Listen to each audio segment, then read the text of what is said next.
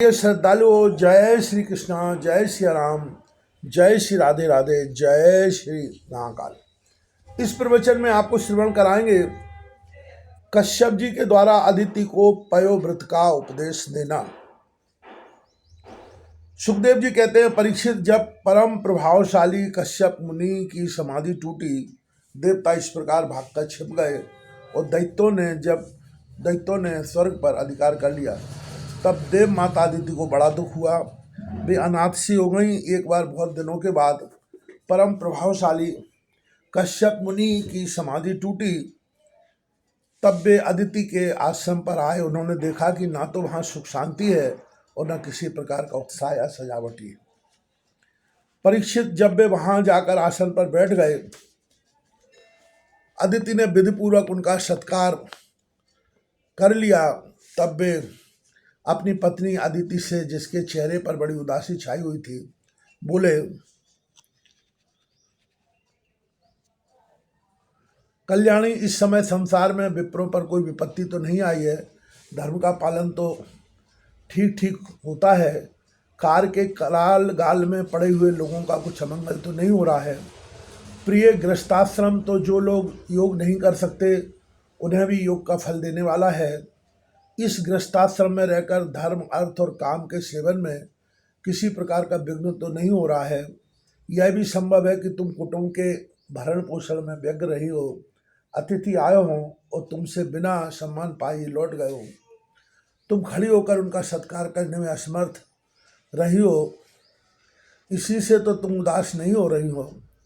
जिनके घरों में आए हुए अतिथि का जल से भी सत्कार नहीं किया जाता और वे ऐसे ही लौट जाते हैं, वे घर अवश्य गीदड़ों के घर के समान हैं। प्रिय, संभव है मेरे बाहर चले जाने पर कभी तुम्हारा चित्त उद्विग्न रहा हो और समय पर तुमने भविष्य से अग्नियों में हवन न किया हो। सर्वदेवमय भगवान के मुख हैं विप्र और अग्नि। ग्रस्त पुरुष यदि इन दोनों की पूजा करता है तो उसे उन लोगों की प्राप्ति होती है जो समस्त कामनाओं को पूर्ण करने वाले हैं। प्रिय, तुम तो सर्वदा प्रसन्न रहती हो, परंतु तुम्हारे बहुत से लक्षणों से मैं देख रहा हूँ कि इस समय तुम्हारा चित्त अस्वस्थ है। तुम्हारे सब लड़के तो कुशल मंगल से हैं। अदिति ने कहा, भगवान, विप्र, गौ, धर्म और आपकी यह दासी सब कुशल है। मेरे स्वामी, यह गृहस्थ आश्रम ही अर्थ, धर्म और काम की साधना में परम सहायक है। प्रभु, आपके निरंतर स्मरण और कल्याण कामना से अग्नि, अतिथि, सेवक, भिक्षुक और दूसरे याचकों का भी मैंने तिरस्कार नहीं किया है। भगवान, जब आप जैसे प्रजापति मुझे इस प्रकार धर्म पालन का उपदेश करते हैं, तब भला मेरे मन की ऐसी कौन सी कामना है जो पूरी न हो सके। आर्पुत समस्त प्रजा, चाहे वह सत्वगुणी, रजोगुणी या तमोगुणी हो, आपकी ही संतान है। कुछ आपके संकल्प से उत्पन्न हुए हैं और कुछ शरीर से। भगवान, इसमें संदेह नहीं कि आप सब संतानों के प्रति, चाहे असुर हो या देवता, एक सा भाव रखते हैं। सम हैं, तथापि स्वयं परमेश्वर भी अपने भक्तों की अभिलाषा पूर्ण किया करते हैं। मेरे स्वामी, मैं आपकी दासी हूँ। आप मेरी भलाई के संबंध में विचार कीजिए। मर्यादा पालक प्रभु, शत्रुओं में हमारी संपत्ति और रहने का स्थान छीन लिया है। आप हमारी रक्षा कीजिए। बलवान दैत्यों ने मेरे ऐश्वर्य, धन, यश और पद छीन लिए हैं तथा हमें घर से बाहर निकाल दिया है। इस प्रकार मैं दुख के समुद्र में डूब रही हूँ। आपसे बढ़कर हमारी भलाई करने वाला और कोई नहीं है। इसलिए मेरे हितैषी स्वामी, आप सोच विचार कर अपने संकल्प से ही मेरे कल्याण का कोई ऐसा उपाय कीजिए जिससे कि मेरे पुत्रों को वे वस्तुएं फिर से प्राप्त हो जाए। सुखदेव जी कहते हैं, इस प्रकार अदिति जब कश्यप जी से प्रार्थना की, तब वे कुछ विस्मित से होकर बोले, बड़े आश्चर्य की बात है, भगवान की माया भी कैसी प्रबल है। यह सारा जगत स्नेह की रज्जू से बंधा हुआ है।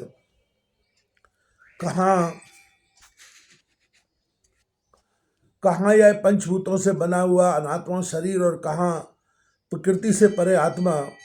न किसी का कोई पति है, न पुत्र है, न तो संबंधी है। वो ही मनुष्य को नचा रहा है।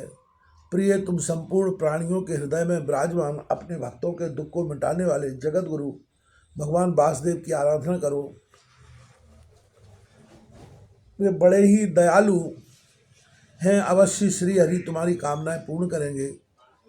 मेरा यह दृढ़ निश्चय है कि भगवान की भक्ति कभी व्यर्थ नहीं होती, इसके सिवा कोई दूसरा उपाय नहीं है।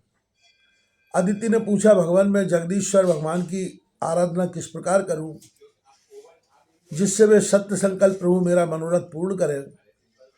पतिदेव मैं अपने पुत्रों के साथ बहुत ही दुख भोग रही हूँ, जिससे वे शीघ्र ही मुझ पर प्रसन्न हो जाएं और उनकी आराधना की वही विधि मुझे बतलाई। कश्यप जी ने कहा, देवी जब तुम्हें संताप की कामना हुई थी तब मैंने भगवान ब्रह्मा जी से यही बात पूछी थी। उन्होंने मुझे भगवान को प्रसन्न करने वाले जिस व्रत का उपदेश किया था वही मैं तुम्हें बतलाता हूँ। फाल्गुन के शुक्ल पक्ष में 12 दिनों तक केवल दूध पीकर रहे और परम भक्ति से परम कमल नयन की पूजा करें। अमावस्या के दिन यदि मिल सके तो सुअर को खोदी हुई मिट्टी से अपना शरीर मलकर नदी में स्नान करें। उस समय यह मंत्र पढ़ना चाहिए, हे देवी प्राणियों को स्थान देने की इच्छा से बराए भगवान ने रसाफल से तुम्हारा उद्धार किया था, तुम्हें मेरा नमस्कार है। तुम मेरे पापों को नष्ट कर दो।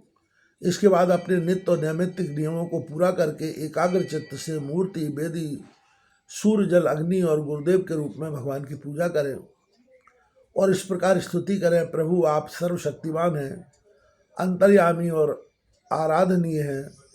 समस्त प्राणी आप में और आप समस्त प्राणियों में निवास करते हैं, इसी से आपको वासुदेव कहते हैं। आप समस्त चराचर जगत और उसके कारण के भी साक्षी हैं। भगवान मेरा आपको नमस्कार है। आप अव्यक्त और सूक्ष्म हैं, प्रकृति और पुरुष के रूप में भी आप ही स्थित हैं। आप 24 गुणों के जानने वाले और गुणों की संख्या करने वाले सांख्य शास्त्र के प्रवर्तक हैं। आपको मेरा नमस्कार है। आप उभय यज्ञ हैं, जिसके प्रायणीय और उदयनीय ये 2 कर्म सिर हैं। प्रातः, मध्याह्न और सायं ये 3 सवन ही 3 पद हैं। चारों वेद 4 सिंह हैं, गायत्री आदि 7 छंदी 7 हाथ है। यह धर्ममय वृषभ रूप यज्ञ वेदों के द्वारा प्रतिपादित है और इसकी आत्मा है स्वयं आप। आपको मेरे नमस्कार हैं। आप ही लोक कल्याणकारी शिव और आप ही प्रलयकाली रुद्र हैं। समस्त शक्तियों को धारण करने वाले भी आप ही हैं। आपको मेरा बार बार नमस्कार है। आप समस्त विद्याओं के अधिपति एवं भूतों के स्वामी हैं। आपको मेरा नमस्कार है। आप ही सबके प्राण और आप ही इस जगत के स्वरूप भी हैं। आप योग के कारण तो है ही, स्वयं योग और उससे मिलने वाला ऐश्वर्य भी आप ही है। हे हिरण्यगर्भ, आपके लिए मेरे नमस्कार है। आप ही आदिदेव हैं, सबके साक्षी हैं। आप ही नर नारायण ऋषि के रूप में स्वयं प्रकट भगवान है। आपको मेरे नमस्कार है। आपका शरीर मरकट मणि के समान सांवला है। समस्त संपत्ति और सौंदर्य की देवी लक्ष्मी आपकी सेविका है। पीताम्बरधारी केवल केशव, आपको मेरे बार बार नमस्कार है। आप सब प्रकार के वर देने वाले हैं, वर देने वालों में श्रेष्ठ हैं तथा जीवों के एकमात्र वर्णीय हैं। यही कारण है कि धीर विवेकी पुरुष अपने कल्याण के लिए आपके चरणों की रज की उपासना करते हैं। जिनके चरण कमलों की सुगंध प्राप्त करने की लालसा से समस्त देवता और स्वयं लक्ष्मी जी भी सेवा में लगी रहती है, वे भगवान मुझ पर प्रसन्न हो। प्रिय भगवान ऋषिकेश का आह्वान पहले ही कर लें, फिर इन मंत्रों के द्वारा पाद्य, आचमन आदि के साथ श्रद्धापूर्वक मन लगाकर पूजा करें। गंधमाला आदि से पूजा करके भगवान को दूध से स्नान करावें। उसके बाद वस्त्र, यज्ञोपवीत, आभूषण, पाद्य, आचमन, गंध, धूप आदि के द्वारा द्वादशाक्षर मंत्र से भगवान की पूजा करें। यदि सामर्थ्य हो तो दूध में पकाए हुए तथा घी और गुड़ मिले हुए शाली के चावल का नैवेद्य लगावें और उसी का द्वादशाक्षर मंत्र से हवन करें। उस नैवेद्य को भगवान के भक्तों में बांट दें या स्वयं पालें। आचमन और पूजा के बाद तांबूल निवेदन करें। 108 बार 12 अक्षर मंत्र का जप करें और स्तुतियों के द्वारा भगवान का स्तुति करें। प्रदक्षिणा करके बड़े प्रेम और आनंद से भूमि पर लौटकर दंडवत प्रणाम करें। निर्माल्य को सिर से लगाकर देवता का विसर्जन करें। कम से कम 2 विप्रों की यथोचित रीत से खीर का भोजन करावें। दक्षिणा आदि से उनका सत्कार करें। इसके बाद उनसे आज्ञा लेकर अपने इष्ट मित्रों के साथ बने हुए अन्न को स्वयं ग्रहण करें। उस दिन ब्रह्मचर्य से रहें और दूसरे दिन प्रातःकालीन स्नान आदि करके पवित्रता पूर्वक पूर्वोक्त विधि से एकाग्र होकर भगवान की पूजा करें।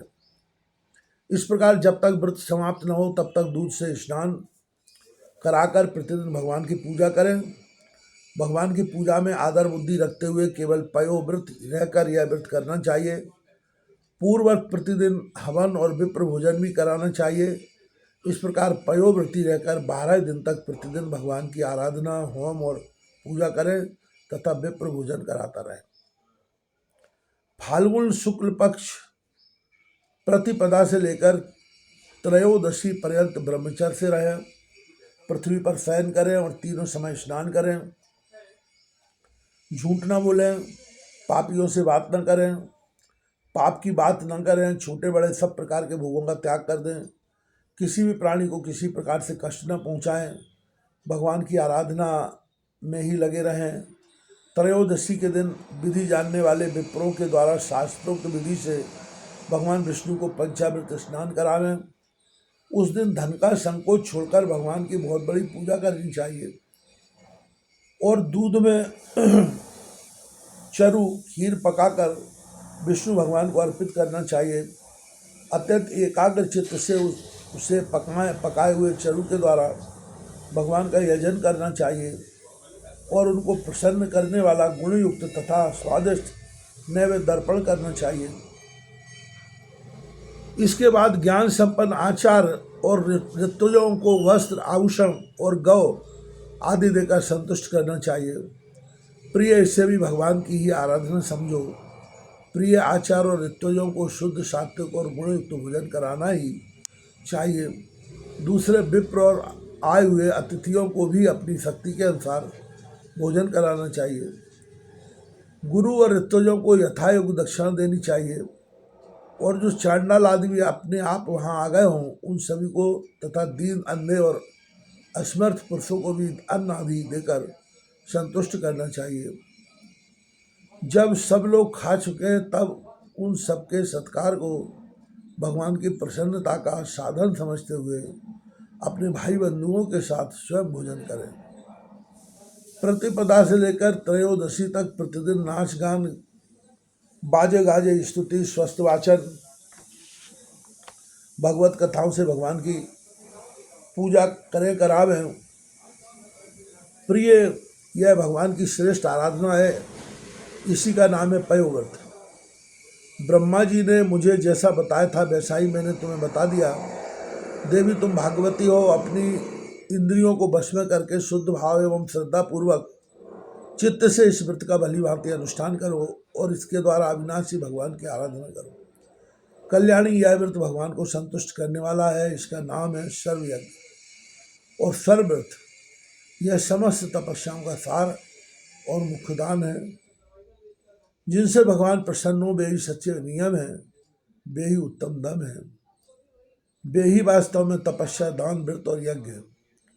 इसलिए देवी संयम और श्रद्धा से तुम इस व्रत का अनुष्ठान करो। भगवान शीघ्र ही तुम पर प्रसन्न होंगे और तुम्हारी अभिलाषा पूर्ण करेंगे।